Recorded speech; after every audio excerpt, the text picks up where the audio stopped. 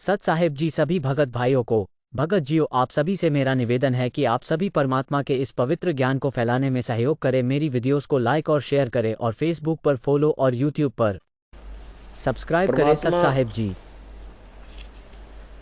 क्या बताते थे कि जो साधनाएं तुम कर और करवा रहे हो ये बहुत हानिकारक है। क्या कहते थे परमात्मा?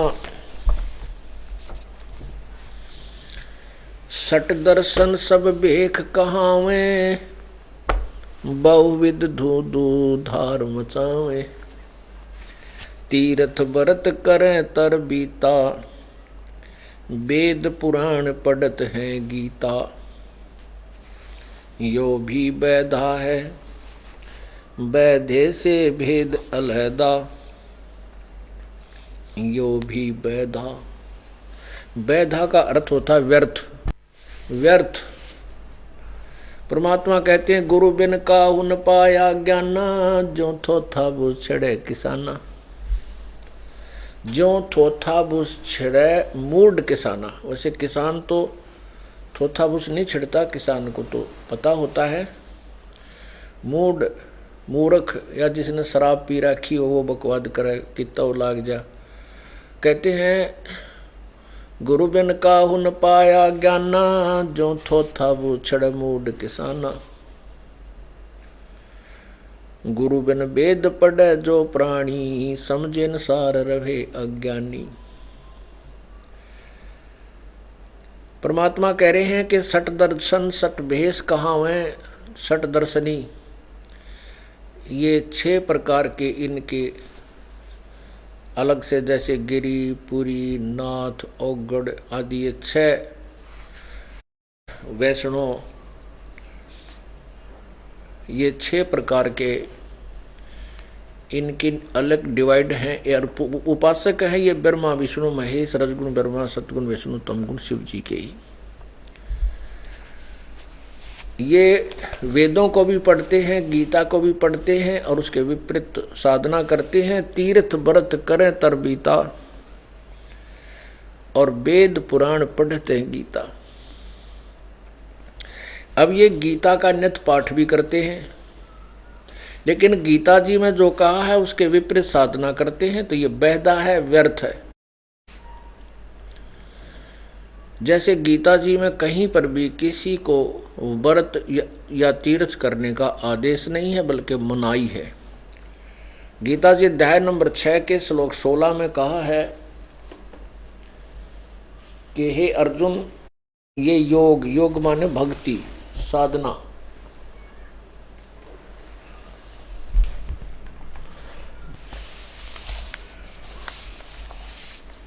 गीता जी अध्याय नंबर 6 के श्लोक 16 में कहा है कि अर्जुन, यह योग अर्थात ये साधना जो भक्ति, न तो अधिक खाने वाले की और न बिल्कुल न खाने वाले की। बिल्कुल न खाना, व्रत रखना यानी उपवास रखना, और न ही अधिक जागने वाले की और न ही अधिक सोने वाले की ही सफल होती है। कहने का भाव ये है कि न तो ज्यादा खाना खाने वाले का भजन सिमरन बनेगा, क्योंकि ज्यादा खाना खा लेगा नींद आओगी, अंगड़ाइयाँ टूटेंगी, जमाई आओगी, फिर चत जाओगा, सो जाओगा अनाज के नशे में। और जो बिल्कुल नहीं खाता, ये दास भी मंगलवार का व्रत रखा करता था। अब छोटी सी आयु में रखना शुरू कर दिया था। उसमें भूख को सहन करना बहुत ही दिक्कत होती थी। क्या होता था कि सुबह कुछ नहीं खाना, 12 बजे के बाद खाना खा सकते हैं, ऐसा कुछ नियम बना रखा था। नमक नहीं खाना, मीठा खाना। तो 12 बजे के पहले तो 12 मुश्किल तो बज जाया करते, और उस समय हनुमान जी याद ना आते थे, केवल रोटी याद आती थी। कद 12 बज जाए रोटी खाओ, यानी कुछ चूरमा चारमा बना दें घर के तो बढ़िया है, ना कोई गुड़ की डली के साथ रोटी खानी होती थी। तो कहने का भाव यह कि उस भूखे मरण तय भगवान याद कमाओ था रोटी गणी। उस अनाज का यानी खाने का सिमरन घना होता था। ऐसे जन्माष्टमी का व्रत रखा करते, कृष्ण जी ने याद ना करा करते, चांद ना निकला नू खड़े होकर देखा करते, चांद ना निकला, चांद निकले पाछा रोटी मतलब इतना भूख मर लेती है, इतना खाया जाता फिर पड़ के सो जाते। ये हमारी ये साधनाएं थी, ये व्यर्थ थी। यही पवित्र गीता जी कह रही है। गीता जी अध्याय नंबर 6 के श्लोक 16 को देखिए। ये देखिएगा श्रीमद् भगवत गीता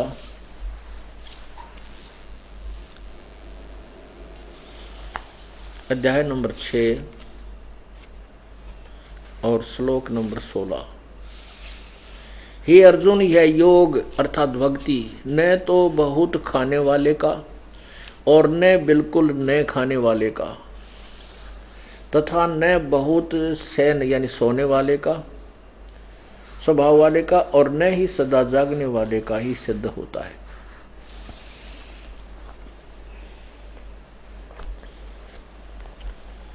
और यही बात परमात्मा बताया करते थे कि तुम वेद पढ़ते हो, गीता पढ़ते हो और गीता के पाठ करने मात्र से अपना मोक्ष मानते हो, ये व्यर्थ है। किसी भी धार्मिक सद्ग्रंथ जो प्रभुदत्त वाणी है, जो परमात्मा के यथार्थ ज्ञान से युक्त है, जैसे जिन महापुरुषों ने परमात्मा के दर्शन हुए, साक्षात्कार हुआ, उनकी अमृतवाणी आदरणीय धर्मदास साहिब, आदरणीय गरीबदास साहिब, आदरणीय दादू साहिब, आदरणीय मलुकदास जी साहिब, आदरणीय नानक जी साहिब आदि आदि महापुरुषों की वाणी, ये वो वाणी है जो परमात्मा के दर्शन के उपरांत जो बोली गई है। तो उनके वचन में शक्ति होती है, उस वाणी में के पढ़ने से हमें ज्ञान यज्ञ का पुण्य मिलता है, फल मिलता है। ऐसे ही वेद ये परमात्मा के द्वारा दिए हुए हैं और ब्रह्म ने आगे इनका ज्ञान अपने वंशजों को दिया है, ब्रह्मा विष्णु महेश आदि। और ब्रह्म ने ही अर्थात काल ने ही गीता जी का ज्ञान श्री कृष्ण जी में प्रवेश करके बोला है। श्रीमद् भगवत गीता जी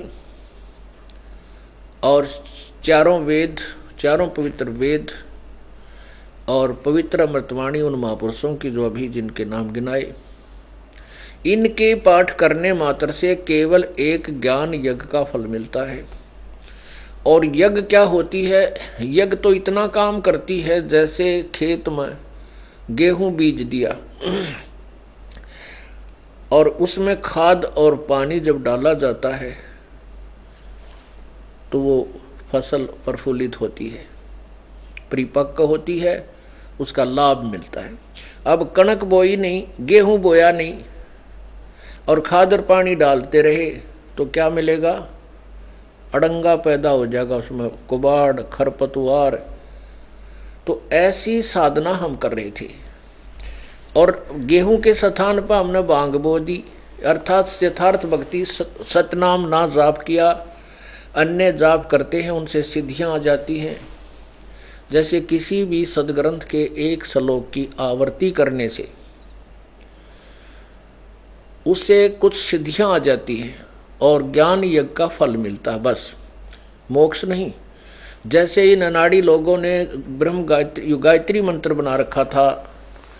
यजुर्वेद अध्याय नंबर 36 के मंत्र 3 को इन्होंने वेदों में तो देखा नहीं, ऐसे ही किसी इधर उधर से कहीं की ईंट कहीं का रोड़ा इकट्ठा करके और बता दिया कि ये गायत्री मंत्र है। अब यजुर्वेद अध्याय नंबर 36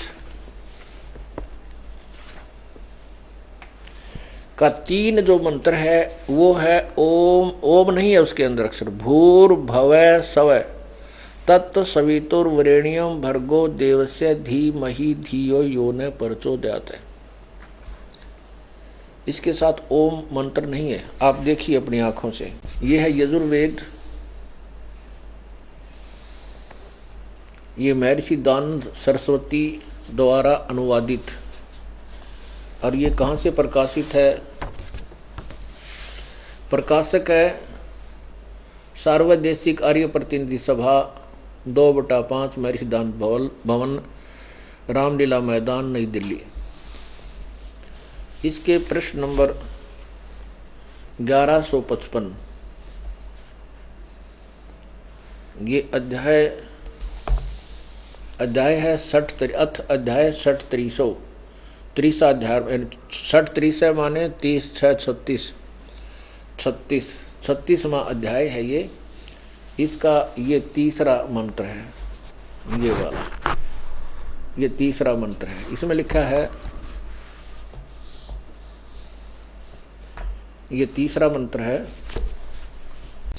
ये तीसरा मंत्र है, ये वाला। इसमें लिखा है ओम शब्द नहीं है इसके साथ, बिल्कुल भी ये कहीं भी नहीं है। ये यहाँ केवल भूर भवः स्वः तत् सवितुर वरेण्यम भर्गो देवस्य धीमहि धियो यो न प्रचोदयात्। तो इसके साथ, वैसे इसका अनुवाद देख स्वामी जी ने कैसा किया है, आपको अनुवाद दिखा दें कि ये कितने ज्ञानी थे इस महर्षि दानंद। देख, यही 155 पर ये केवल यहाँ संस्कृत है, यहाँ अनुवाद किया स्वामी जी ने। अनुवाद किया 156 पे। हे मनुष्यों, जैसे हम लोग भू माने कर्मकांड की विद्या, भू माने उपासना कांड की विद्या और सव माने ज्ञान कांड की विद्या को संग्रह पूर्वक पढ़ के, और जो हमारी धारणवती बुद्धियों को प्रेरणा करे, उस कामना के योग्य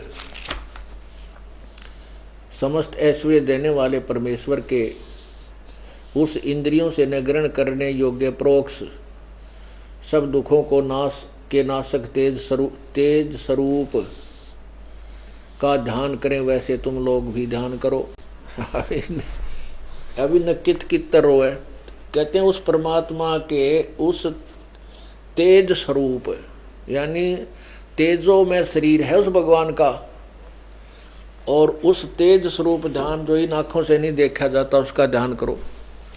इससे एक तो ये सिद्ध हो गया कि भगवान साकार है और तेजो में शरीर है। इसलिए यजुर्वेद अध्याय नंबर 5 के मंत्र नंबर 1 में 2 बार प्रमाण दिया है कि अग्ने तनुरसी विष्णुवेत्वा सोमस्य तनुरसी।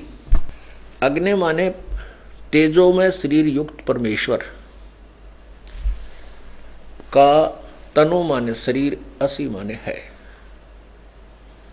तवा माने उस, विष्णुवे माने सबके पालन करने के लिए, उस सोमस्य माने अमर पुरुष का, तनु माने शरीर, असी माने। सिंपल सा अनुवाद है इसका, बिल्कुल साधारण सा। यहाँ तो स्वामी जी ने ये अनुवाद किया है यजुर्वेद अध्याय नंबर 36 के 3 का, और सत्यार प्रकाश में कुछ और ही गपोड़ मार रखे है। पता नहीं कैसे लिखा है कि ये वहां से लिया, ये वहां से लिया। अब कोई एक इस शब्द को इस परमात्मा की महिमा, कबीर परमेश्वर की महिमा वेद में गाई गई है, चारों वेदों में, और बोलने वाला ब्रह्म है। वो ब्रह्म कह रहा है कि हम भी, मैं और मेरे अनुयायी भी उसी की उपासना करते और तुम भी करो। इससे सिद्ध है कि वो परमात्मा पूर्ण ब्रह्म है, उसकी साधना करो। तो वो परमात्मा की साधना करनी चाहिए, ना कि इस एक मंत्र की आवर्ती यानी रिपीटेशन, बार बार रटना। इससे परमात्मा प्राप्ति नहीं हो सकती। केवल एक ज्ञान यज्ञ का फल मिलता है और कुछ सिद्धियां आ जाती हैं। इसके साथ ओम मंत्र लगाना व्यर्थ है, क्योंकि ओम मंत्र लगाने से हम इसके स्वरूप को बदल देंगे। ओम मंत्र ब्रह्म का है, ये महिमा पूर्ण ब्रह्म की है। यदि राष्ट्रपति के आगे, राष्ट्रपति को राष्ट्रपति ना कह करके उसके सामने कोई बोले हे मुख्यमंत्री जी, तो राष्ट्रपति दुखी होगा, प्रसन्न नहीं होगा कि ये मूर्ख है, बुद्धू है, इसने न्योय नहीं बेरा मैं राष्ट्रपति हूँ, मुख्यमंत्री मेरे सामने क्या चीज़ है।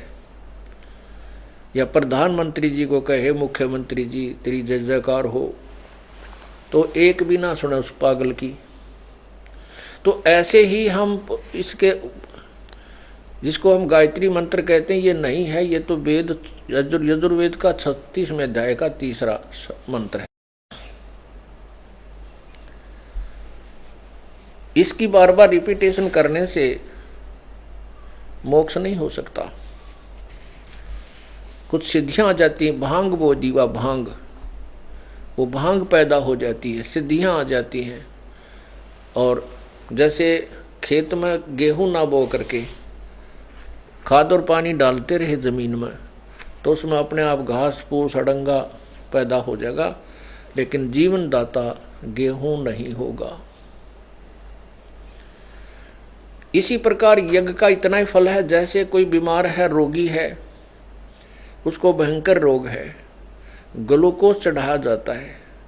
ग्लूकोज औषधि नहीं है, वो तो शरीर को सपोर्ट देने के लिए, जल की पूर्ति करने के लिए एक लिक्विड बना रखा है, वो भी आवश्यक है भयंकर रोगी को। और साथ में एक वो रोग काटने की औषधि अलग होती है, मेडिसिन अलग है, इंजेक्शन है, कैप्सूल्स हैं, टेबलेट्स हैं, वो रोग काटेंगी। ऐसे ही परमात्मा का जो मंत्र है सतनाम ओम तत्सत, ये 3 मंत्र का जाप, ये तो है रोग काटने की औषधि। और ये यज्ञ धर्म, ये 5 यज्ञ यहाँ की करवाई जाती हैं आपसे। एक यज्ञ है धर्म की, दूसरी यज्ञ है ध्यान, तीसरी यज्ञ हवन की, चौथी यज्ञ प्रणाम, 5वीं यज्ञ ये ज्ञान की है। तो ये एक ग्लूकोज का काम करते हैं। हम दीर्घ रोगी हैं, युगों युगों से हम इस जन्म मृत्यु के रोग से जबरदस्त ग्रस्त हैं। इसके लिए हमने ग्लूकोज पे ग्लूकोज चढ़ानी पड़ेगी, तब हमारा शरीर नष्ट नहीं होगा और फिर हम ट्रीटमेंट कर सकेंगे। कहते हैं धर्म तो धसके नहीं धसके तीनों लोग, और खैरायत में खैर है कीजिए अतम पोख।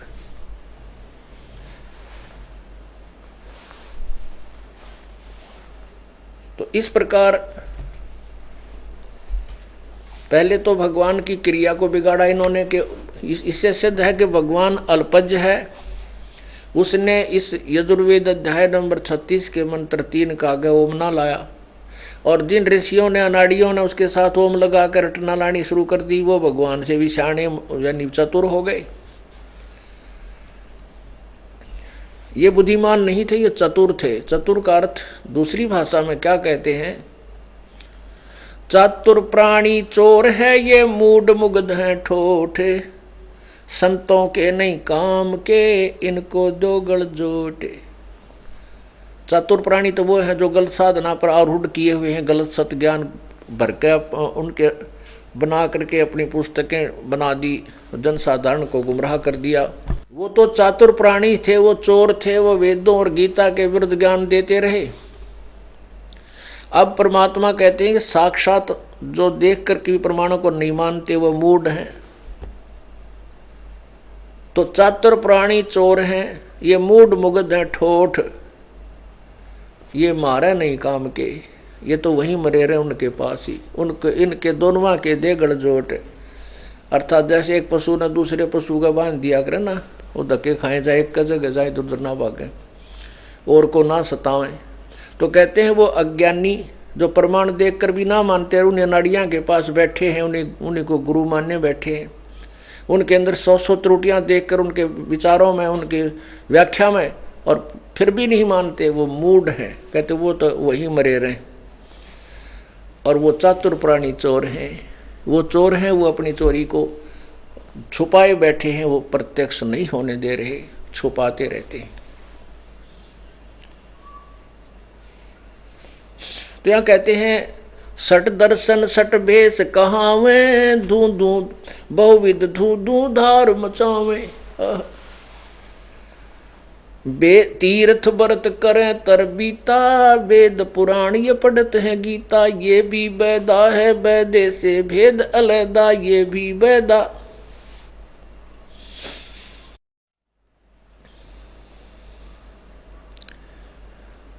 आप सट दर्शन सट भेख कहावें और बहुविध धू धू धार मचावे। भक्ति से कसूती करते दिखेंगे। कोई तो कति खड़ा होकर बैठता है, कोई ना कोई कोई वर्ष खड़ा रहता है, पैर सूज जाते हैं, तपस्या करते हैं, और कोई बैठा ही रहता है आसन पद्म ला के, कई वर्ष का अभ्यास करते हैं। ये प्राणायाम के माध्यम से हमारे शरीर में प्राणायाम के माध्यम से एक ऐसी व्यवस्था बन जाती है कि शरीर अल्पाहारी हो जाता है, और जो एक हमारी जो नाभि है, सुंडी जिसने कहते हैं नाभि, इसके पास सभी नाड़ियों का एक गुच्छा है, सभी नाड़ियों का ज्वाइंट इसके पास इसमें है, और इसी में एक नाड़ी है, उसको नागनी नाड़ी बताया संतों ने। वो नाड़ी क्या किए हुए है कि इनके जो आकर के सबका समूह वहाँ कनेक्ट होता है, उन सभी नाड़ियों के ऊपर एक नाड़ी और है, वो उनको ऐसे लपेटा लगाए हुए है जैसे स्प्रिंग लगा दिया जाता है। उसके ऐसे 2.5 लपेटे हैं, 2.5, 2 पूरे और तीसरा आधा, और आधा फिर आगे वो ऐसे खड़ा है, आधा ऐसे खड़ा है, और उसके 2 नाग जैसी जीभ है, नाग जैसे दो फुन है उसमें, मुंह से बने हुए हैं, और उसमें फिर ऊपर से जो अमृत आता है हमारे शरीर के अंदर, आहार जो हम करते हैं, इसका कुछ अंश जैसे रक्त बन गया, वसा बन गई, हड्डियाँ बन गई, और फिर शुक्र वीर्य बन गया, और बाकी गंध बन गया। ऐसे इसी प्रकार इसी में से कुछ अमृत बनता है, और वो अमृत जब अंदर से टपकता है, यहाँ से चलता है, वो एक नाड़ी उन्हीं नाड़ियों में से जा करके और उन नाड़ियों के साथ से जाती है, वो उसकी जीभ उसके लपेटे से बाहर है, तो वो ऊपर सीधी जा करके वो टपकता है, नाभि के ऊपर टपकता है, लेकिन नाभि तक नहीं जाने देती। वो जो नाड़ी है, सर्पणी नाड़ी जिसको बोलते हैं, वो उसको चूसती रहती है उस अमृत को, तो उस अमृत को वो पी जाती है, शरीर तक नहीं जाने देती। अभ्यास से क्या किया जाता है कि वो साधक पहले हजारों वर्षों तक इसी आधार से बैठते थे, पहले कई वर्षों तक, तो सैकड़ों वर्ष तो वो इस नागनी वाली नाड़ी को सेट करते थे। जैसे प्राणायाम ये क्या है, श्वास के द्वारा खड़ी है, क्योंकि ये शरीर हमारा पवन से चल रहा है, वायु से चलता है। तो जब हम श्वास की क्रिया को कम कर देते हैं, प्राणायाम के माध्यम से श्वास रोकने की अत्यधिक अभ्यास जब हो जाता है, तो वो नाड़ी जो ऐसे खड़ी थी, वो जो ऐसे खड़ी होकर के और उस अमृत को पिया करती थी, वो ऐसे नीचे को मुंह हो जाता है, वो ऐसे लटक जाती है, और अमृत फिर सीधा वहाँ गिरना शुरू हो जाता है नाभि में, और नाभि से वो अमृत एक ही टपका बहुत है जो पूरे शरीर को कई दिनों तक तृप्त रखता है। वो ऐसा पदार्थ है। तो ये योगी पुरुष ऐसा ही किया करते थे। पहले तो कई वर्षों तक 5, 10, 15 वर्ष जंगल में चले जाते, ये अभ्यास करते, फिर अल्पाहारी हो जाते थे।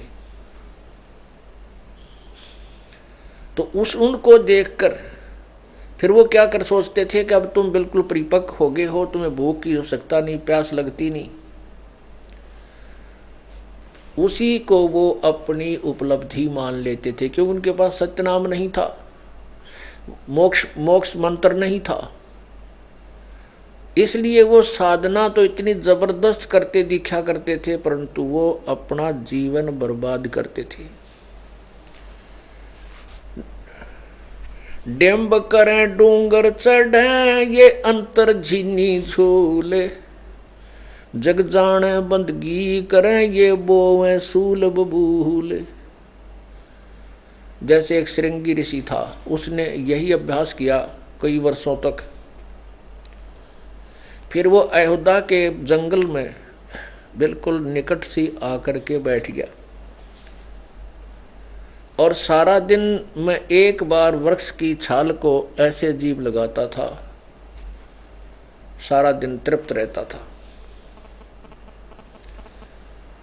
इस बात का ज्ञान वहां के नगर निवासियों को पता हुआ और आंखें नहीं खोलता था वो। तो इस प्रकार देखा कि भाई 1 दिन हो गया, 2 दिन हो गए, 3 दिन हो गए, 10 दिन हो गए, 1 महीना हो गया। लोग छुप छुप कर देखने लगे, ये कहीं रात को खाता तो नहीं है, उठ के कहीं जाता तो नहीं है। जब पूर्ण रूप से स्पष्ट हो गया कि ये तो उठता ना, कोई फ्रेश होने जाता है, ना आहार करता है, ना उठता है, आंखें भी नहीं खोलता है, ओ हो वे साधु गए तो कमाल है, चाड़ा है। ऐसे नाटककारों की, ऐसे नकली ऋषियों की इतनी महिमा बन गई है, सारा नगर देखने जाता है। राजा दशरथ के महल तक भी बात पहुंच गई। उनकी एक लड़की थी जो कौशल्या से उत्पन्न थी, उसके बाद राजा के कोई संतान नहीं थी। बाद में फिर एक पुत्रोष्टि यज्ञ किया गया था, जिसकी आहुति श्रृंगी ऋषि ने ही डाली थी। बाद में जब उनके 4 लड़के हुए थे, तो कहने का भाव है कि वो लड़की जो राजा दशरथ की लड़की थी, वो भी अपने सहेलियों के साथ उस संत को देखने गई। अब उस साधु के वहां चली गई तो उसने देखा कि इसे, ऐसे महापुरुष को तो जागृत करना चाहिए ताकि इसके ज्ञान को सुने और कल्याण हो। इस उद्देश्य से उसने अपने मंत्रियों से पूछा कि ये कोई ऐसा कोई वैद्य है या कोई संत, कोई तरीका बता दे कि ये आंखें खोले, इससे बात करें। एक वैद्य ने बताया कि जहाँ ये एक समय जीभ से वृक्ष की छाल को चाटता है, वहां पर जरा सा शहद लगा दीजिए, तो शहद से फिर अंदर गर्मी आती है, अंश चला जाता है। ऐसे ही उसने नौकरों से कहा कि यहाँ थोड़ा शहद लगा दीजिए, और लड़की भी और उनकी सहेली भी वहाँ जाने लगी। पहले दिन ऋषि प्रतिदिन 1 बार जीभ लगाता था, उस दिन शहद के ऊपर उसने 2-3 बार चाटा, आनंद आया। दूसरे दिन और कई बार चाटा, तीसरे दिन तो उसने आँख खोल ली और भोजन बनाकर ले जाते थे प्रतिदिन। उस दिन उनको खीर आदि खिलाया। 1 हफ्ते के बाद महात्मा जी फिर हो गया तगड़ा, खा खू कर टिकड़े खाकर ओट हो गया ठीक। तब उससे प्रार्थना की कि स्वामी जी, राजा दशरथ से कहा कि ऐसे महापुरुष को तो अपने घर लाना चाहिए, इसके उपदेश सुनने चाहिए। तो वहाँ उसको ले गए। कुछ दिनों के बाद उस राजा दशरथ की पुत्री और उस श्रृंगी ऋषि का मिलन हो गया। उन्होंने आपस में लव मैरिज कर ली। अब यहाँ बात अड़गी कि भाई अब अक्षत्रिय ये ब्राह्मण इसका शादी करा तो हमारी बेइज्जती हो। फिर किसी और राजा को वो गोद दे दी लड़की। कहने का भाव ये है कि इसको आगे ना बढ़ा करके वो श्रृंगी ऋषि जी ने उस लड़की से शादी की, और पहले के दिखाई देता जानो भगवान पा लिया। परमात्मा कहते हैं, उसी का प्रमाण दे रहे हैं कि सट दर्शन सट भेष कहावे, बहुविध धूं धार मचावे। नाना प्रकार से क्रिया करके दिखाते हैं, धूं धार मचा रहे हैं, नहीं डूंडा ठा रहे हैं भक्ति का। वेद पुराण तीर्थ व्रत करें तर बीता, वेद पुराण पढ़ते हैं गीता। ये भी वेदा है, व्यर्थ है।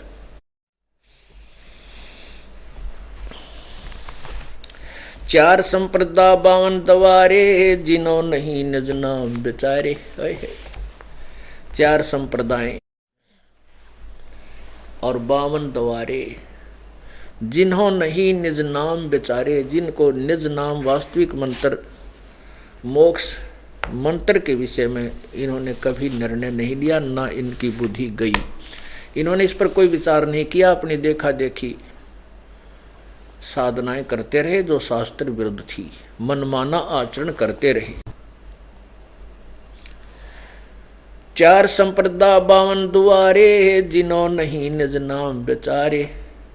माला गाल हुए हैं मुक्ता, ये सटदल उवा बाई बकता। ये माला गल में डाल लेते हैं, क्योंकि अब जैसे पुण्यात्मा ये है तो सच्चा, जो सत भक्ति भी ऐसे ही होती है, नकली भी नहीं करने लागे। अब माला गल में डालने मात्र से मोक्ष नहीं है, ये तो दिखावा मात्र है। अब जैसे हमारे भक्त भी इस माला का सहयोग लेते हैं, और इस माला को जेब में डाल लो, चाहे को थैली बना कर उसमें डाल लो, भक्ति का जब निकाल लो, सिमरण करें। या क्या करते थे कि गले में डाल लेते थे। अभी अच्छा स्थल है यहाँ पर, अंदर कमीज के नीचे के, और भक्ति करा जब अपने निकाल के मंत्र सुमन करने लग जाते हैं, कोई बुरी बात नहीं। लेकिन जो माला गले में डाले हुए होता था उसको सब भगत मानते थे, संत मानते थे, उसका सत्कार करते थे, उसको प्यार देने लगे। तो फिर नकली लोगों ने वो सत्कार पाने के लिए और रोजी रोटी चलाने के लिए और अपना पैसे ऐंठने के लिए फिर पूजा शुरू होगी उनकी, तो गल में माला गालनी शुरू करती।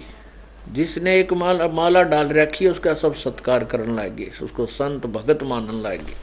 ऐसे देखा देखी फिर को दो माला डाल ले, उसका और घना सत्कार होने लग गया फिर तक, क्योंकि बात बिगड़ती चली जाती है, ज्ञान छा जाता है।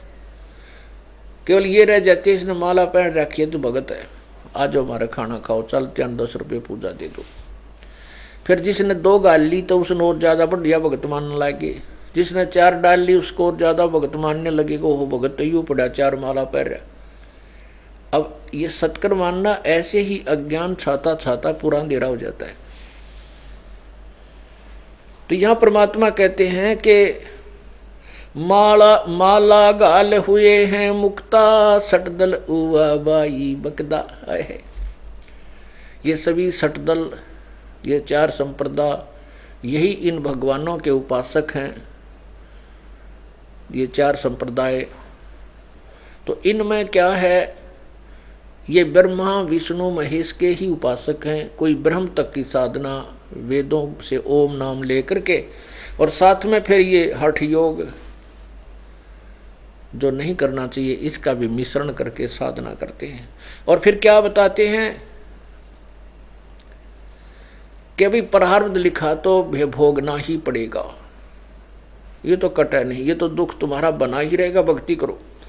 अरे बड़े आदमियों, परमात्मा कहते हैं मासा घटे ना तिल बधे, विद ना लिखे जो लेख, और सच्चा सतगुरु मेठ के ऊपर मारे मेघ।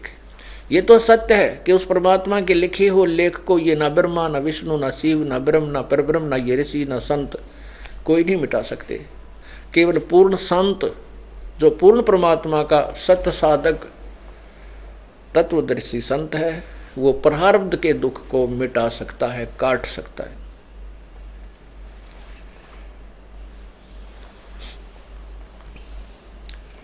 अब ये सटदल उवा बाई बकदा, उवा बाई क्यों बके, क्योंकि इनको यथार्थ ज्ञान नहीं है।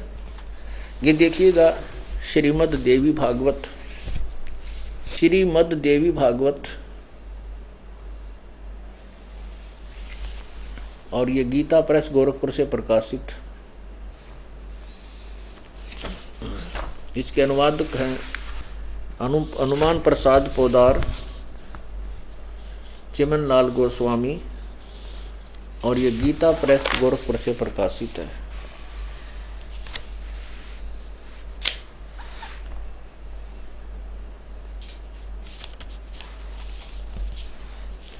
प्रकाशक एवं मुद्रक गीता प्रेस गोरखपुर, गोविंद भवन कार्यालय कोलकाता का संस्थान। इसमें देखिएगा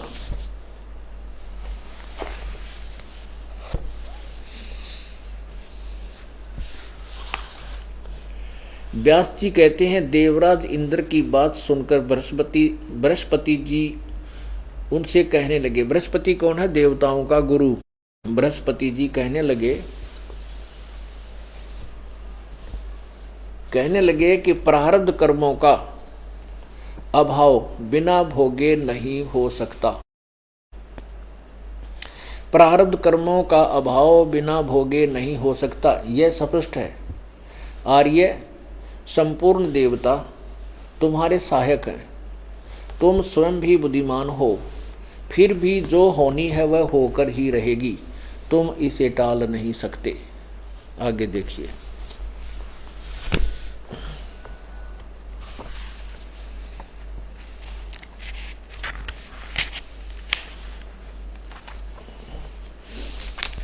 व्यास जी कहते हैं, प्रहलाद की बात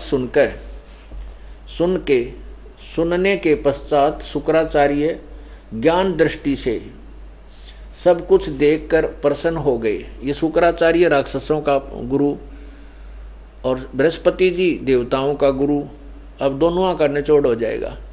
अब प्रहलाद का गुरु बता रहा है। व्यास जी कहते हैं, प्रहलाद की बात सुनने के पश्चात शुक्राचार्य ज्ञान दृष्टि से सब कुछ देखकर प्रसन्न हो गए। उनका मुख मुस्कान से भर गया। उन्होंने दैत्यों से कहा, दानवों, तुम मेरे यजमान हो, तुम्हें न तो डरना चाहिए और न पाताल में ही जाना चाहिए।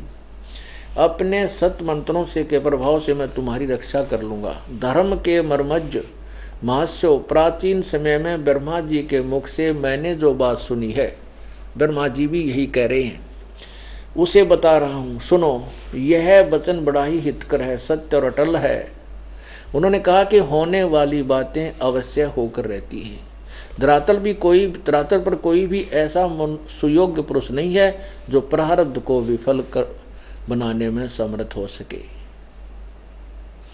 विपरीत समय के कारण इस समय तुम्हारी शक्ति क्षीण हो गई है, अतः एक बार तो तुम्हें देवताओं से परास्त होकर पाताल में जाना ही पड़ेगा। उस समय समय बदलता रहता है।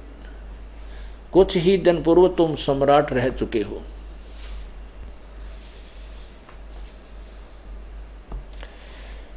अब इससे एक नहीं कई जगह लिखा है ऐसा।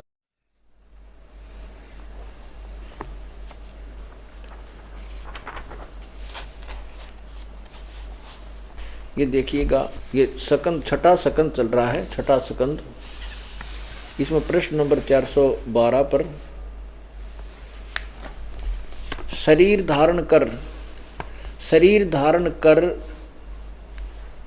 लेने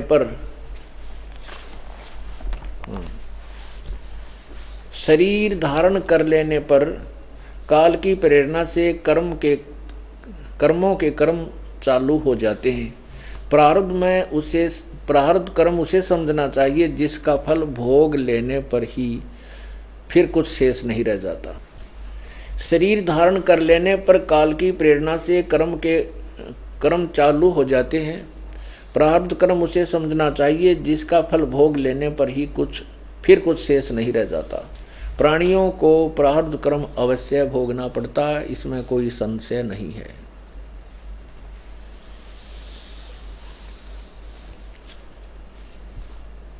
राजन, देवता, मनुष्य सभी को कर्म फल भोगना पड़ता है। कर्म की गति बड़ी गहन है। यह आपने 412 और 13 पर पढ़ा।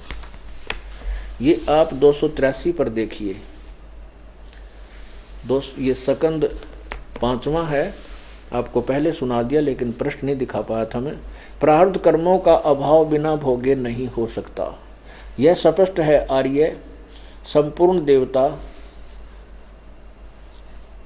तुम्हारे सहायक हैं, पर तुम स्वयं भी बुद्धिमान हो, फिर भी जो भी होनी है वह स्वयं होकर रहेगी, इसे कोई नहीं टाल सकता, तुम इसे टाल नहीं सकते। ये व्यास जी कह रहे हैं। ये 283 पर आपने देखा, अब 242 पर और दिखाते हैं।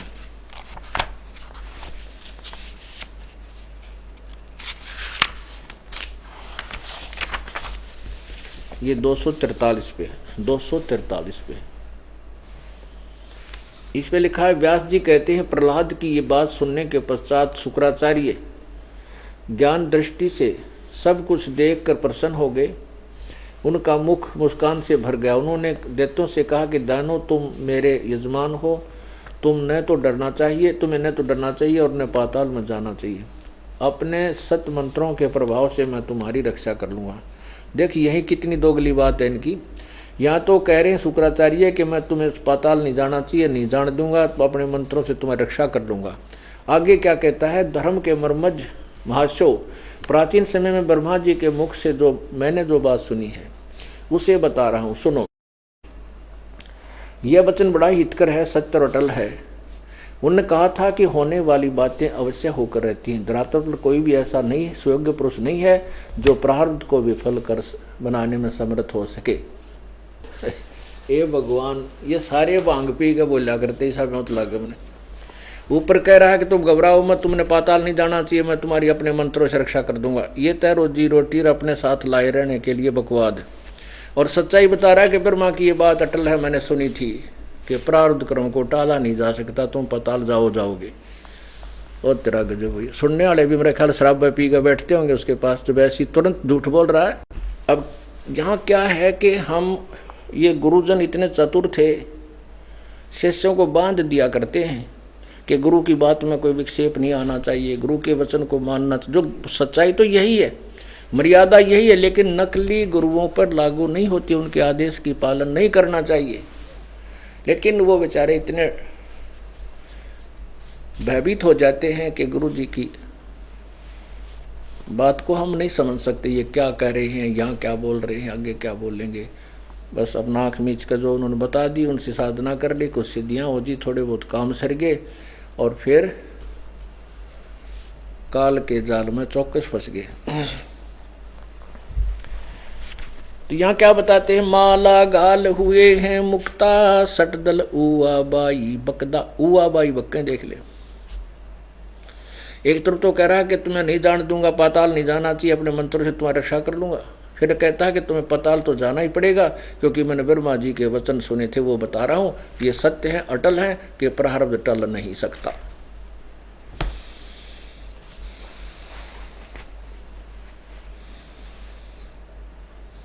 बैरागी बैराग न जाने, बिन सतगुर नहीं चोट निशाने। ओहो, ये बैराग ले लिया, घर भी त्याग दिया, वो बैराग जानते ही नहीं।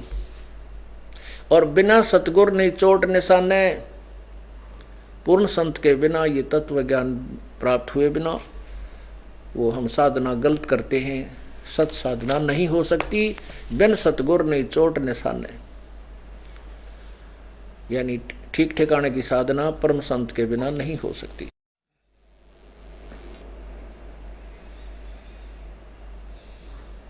बैरागी बैराग न जाने, बिन सतगुर नहीं चोट निशाने। बार है बाट बिटम्ब बिलोरी, सट दर्शन में भक्ति ठगोरी। इन सट दर्शनियों में इन सभी जो साधक हैं, इनमें ठगी की भक्ति है, ठगोरी, यानी धोखे की भक्ति है, झूठी भक्ति है, सत्य नहीं है। सन्यासी 10 नाम कहावे, 10 नामी सन्यासी होते हैं। सन्यासी 10 नाम कहावे, शिव शिव करे न सन से जावे। निर्वाणी नी कच्छ निसारा, भूल गए हैं वो ब्रह्म द्वारा। ये सन्यासी 10 नामी जो सन्यासी हैं, ये सन्यासी कहते हैं, 10 नामी कहलाते हैं। सन्यासी 10 नाम कहावे, शिव शिव करे न सन से जावे। ये शिव के भगत हैं और इनको खुद डाउटफुल रहते हैं, इनको खुद निश्चय नहीं है कि हम जो साधना कर रहे हैं ये मोक्ष की है, क्योंकि शिव जी की साधना शिव पुराण से ग्रहण की। शिव पुराण में जो शिव है वो काल का पुत्र है, और काल कह रहा है कि तुम अपने आप को भगवान मत समझना, कि तुम अपने आप को भगवान मान बैठो, तुम भगवान नहीं हो। ब्रह्मा विष्णु और शिव को अब ये भी आपको दिखाना पड़ेगा, क्योंकि ये ऐसा ज्ञान है, बार बार टॉर्च की लाइट ना दिखाई तो अंधेरे में ठोकर खा जाएंगे हम। अब देखना, ये देखिएगा शिव पुराण, ये देखिएगा शिव महापुराण हिंदी टीका सहित भाग 1। यहाँ देखिए श्री शिव महापुराण, ये है विद्या अवरिधि पंडित ज्वाला प्रसाद जी मिश्र कृत हिंदी टीका सहित प्रकाश खेमराज श्री कृष्णदास प्रकाशन बंबई। इसमें विद्वेश्वर संहिता, ये देखिएगा विद्वेश्वर संहिता।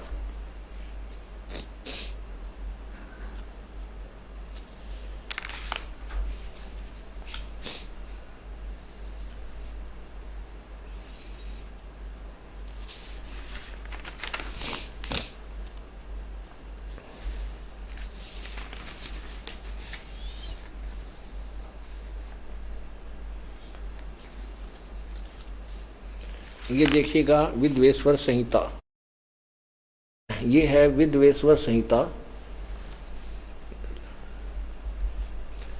ये है विद्वेश्वर संहिता अध्याय 9 और प्रश्न नंबर 18 देखो।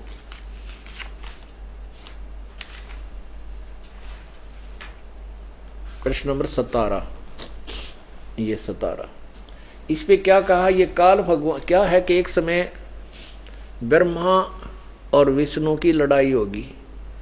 किस बात पर होगी? ब्रह्मा कहता मैं तेरा बाप, विष्णु जी कहता मैं तेरा बाप। इसी में है ये सारा विवरण। एक समय विष्णु जी, ये देखना, यह शिव पुराण विद्वेश्वर संहिता, विद्वेश्वर संहिता अध्याय 6 में लिखा है।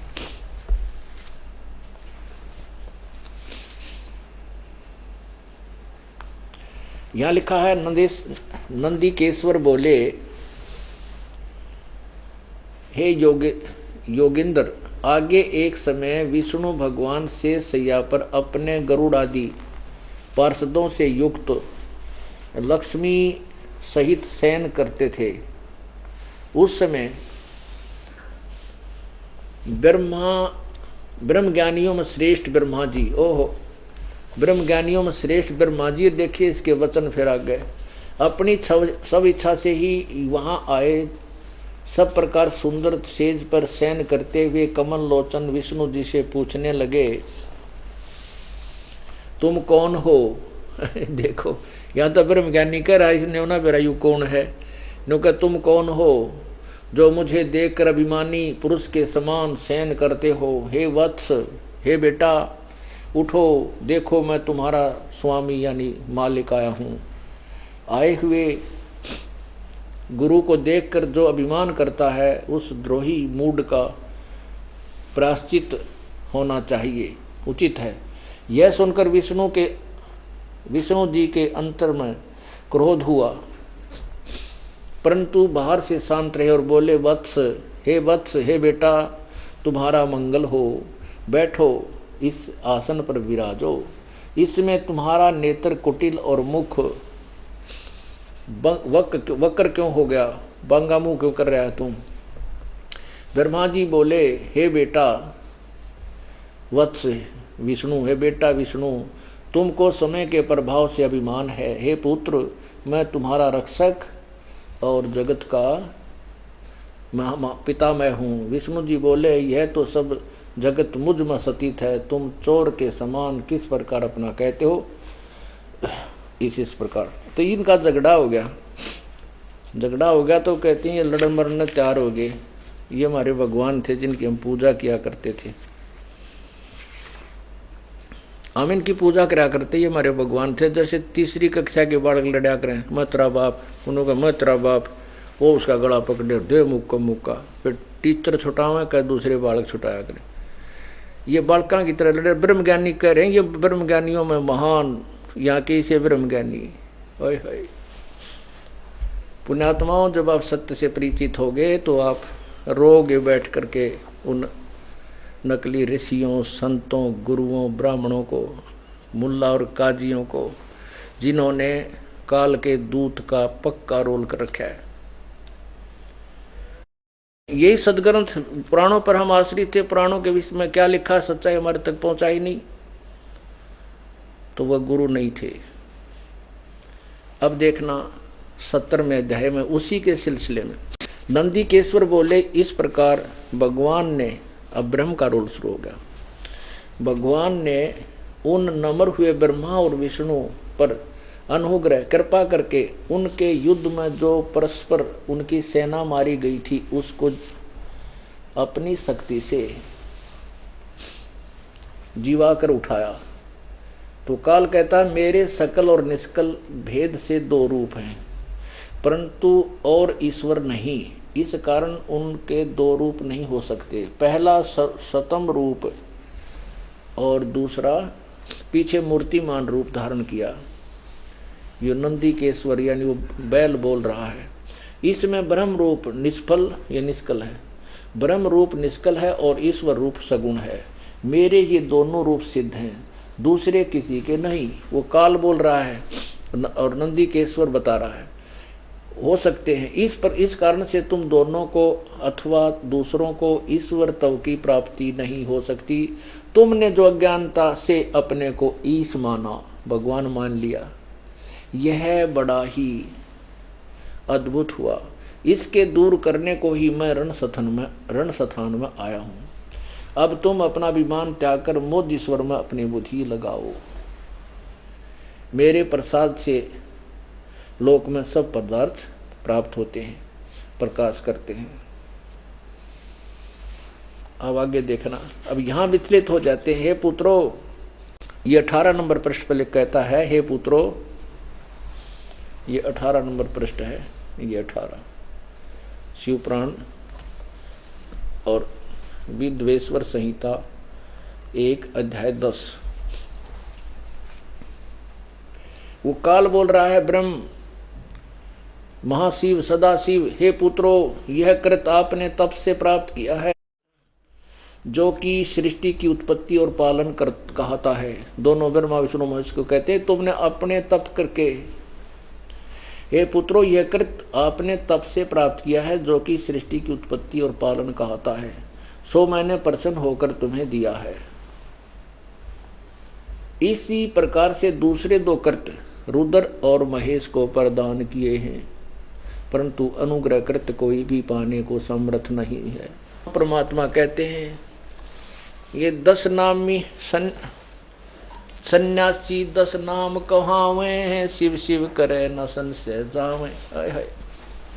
यूं भगवान शिव जी जय शिव जी की जय बोले कि कहते रट्टे लगाओ इन्हें अपनी बेरायु के, क्योंकि विष्णु शिव पुराण को पढ़ते हैं ये।